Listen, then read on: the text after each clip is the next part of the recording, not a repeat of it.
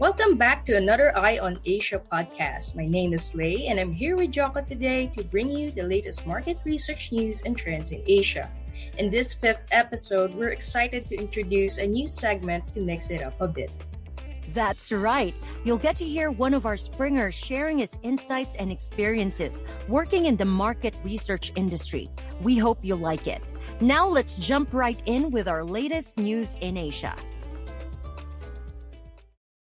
Our current news today brings us the most important issue for every child as we ease into going back to normal. Is it time for Southeast Asian schools to reopen?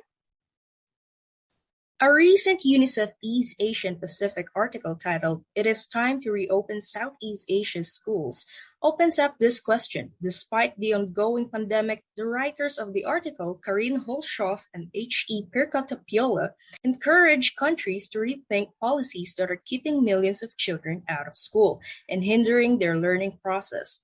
This is because the closure of schools since 2020 has affected over 325 million children across East Asia and the Pacific. The longer children stay out of school, the less likely they are to return. UNESCO estimates that at least 2.7 million children across the region will not return to school once they reopen. This is on top of the 35 million in East Asia and the Pacific who had already dropped out of the education system. On top of that, there are still millions of children in the region who are unvaccinated, and returning the children would also risk their health. We'd like to know your thoughts on this issue as someone part of the community. Do you think children should be vaccinated as young as 2 years old? Do you think it's time for them to return to school vaccinated or not? Let us know your thoughts by commenting on our podcast posts on Facebook and LinkedIn. We'd like to hear from you. Our episode is brought to you by dataSpring Surveyon. Since 2014, Surveyon served as a recruitment platform for the Asia-Pacific region, covering Taiwan, Hong Kong, Singapore, Thailand, Malaysia, Indonesia, Vietnam, and the Philippines. With an attractive incentive system for respondents and frequent updates and checks, researchers are assured of quality responses from panelists across the region. Visit surveyon.com for more details. We're happy to introduce to you our new segment, Interview with a Springer. Think of this as a more comprehensive Q&A segment about dataSpring. Our new feature is here to give everyone a chance to know dataSpring services and to help you get started with your market research projects in Asia. Let's welcome the very first Springer to be interviewed in our new segment, David. Thank you, Joko and Lei. I'm really happy being here. Welcome to the Eye on Asia podcast, David. We're glad to have you for our episode today, and we hope you can share with us some insights about market research. So let's get started. So how did you get into the market research industry? About the beginning of my involvement in the market research industry, I would say it's all started with my marriage 14 years ago.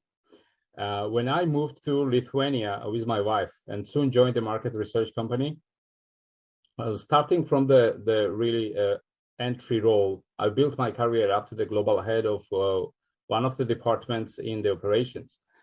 Later, back in 2017, in the UK, I've taken the role of operations director at a market research fieldwork company, where I managed an international team of the project managers. And some time later after that, I've got involved in the market research fieldwork sales. And since 2020, I enjoyed my journey with dataSpring. Wow, that seems like such a journey. I love it. Could you please tell us or describe us your role within the team, within dataSpring right now? As a member of EMEA Client Service and Operations team at dataSpring, my current job role is Business Development Manager for the region. And my role is actually to provide an unparalleled experience to clients while assisting them daily in solving their sampling challenges for market research projects. I would say that's the main thing.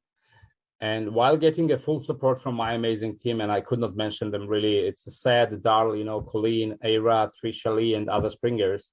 I'm working closely with the various stakeholders here. like domestic and international business consulting companies, market research fieldwork providers, startups, academics, individual researchers. And honestly, what I would say that's also most exciting is that the regional cover of the role allows working with the companies like from Western, Central, Eastern Europe, across the Middle East and Africa even. We heard you attended the Research Club event in London last week. How did it go? Oh, it went well, by the way. I met a lot of friends, industry colleagues, and a lot of new faces. Some of them are already our clients. With some of them, we just started working together. So I would say, I mean, it was one of the successful events after lockdowns. Speaking of the pandemic, how do you think the pandemic or the new normal has affected the industry, and especially the way you work? Were there differences in acquiring and completing projects during the COVID lockdown? Yeah, just to answer your question about how the research industry did during the pandemic, I think this is one of the industries which survived the better during this time, and most probably thanks to the online methodologies available. I mean, across areas of the industry to research the market. At the same time, the online actually became only the gateway. I mean, to connect with the respondents. That's good to know that the industry actually survived and even found new ways to do their market research with the COVID pandemic. So now, what are the most essential details that a client must provide to dataSpring to better facilitate an online survey? So if we have clients listening in, they would know. Yes, well, starting from this, that we are the market research leaders in providing quantitative online mobile samples for Asia across B2B and B2C targets, while covering an array of industries. The minimum information we would like to have is like research methodology. Is it quantitative or qualitative, for example? The services required, like, is it sample only, or we call it fieldwork only, or full service, where the client may require programming, translations, data processing from us, and what type of countries are involved in the research, description of the target audience, the sample sizes per country and the target audience as relevant, length of the online interview in minutes. So those are, I would say, the main points, but for more accurate assessment of the fieldwork, feasibility, and the budget, it is helpful additionally to receive, of course, sub-quota description that the sample plan should fulfill, potential incidence rating field if available, and the screener is always the best reference point for us. Thank you for your time today, David. We hope you enjoyed our interview as much as we do. For everyone who's in the EU region, you can contact David to discuss your plans for new projects. Thank you for answering all of our questions, David. If you want to know more about dataSpring, you can contact us through our email, contact@dataspring.com, or you can visit our website, dataspring.com. That's DASPRING.com. Our sales teams are available 24/7 to answer all your questions. You can also check out our social media for our latest updates. Just type in dataSpring in the search bars on LinkedIn, Facebook, and Twitter. That's all we have for today's episode. We hope you gained valuable insights into our services and how it can help you in your project.